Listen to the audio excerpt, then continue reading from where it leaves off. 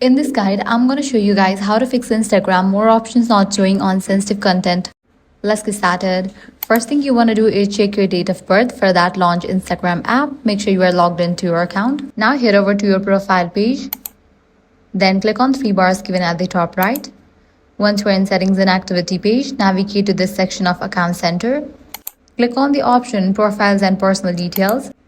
Now here you're going to find the option of birthday. Click on that. Ensure your date of birth shows that you are 18 or older. If your account is set up as a teen account, the more option won't be available. If your age is correct but the option is still missing, Instagram may have flagged your account as a teen account, so you'll need to verify your age. For that, head back.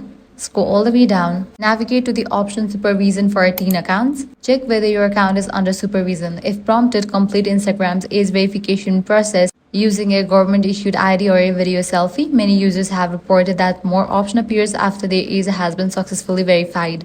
Next, make sure you are using the latest version of Instagram. For that, navigate to App Store or Play Store.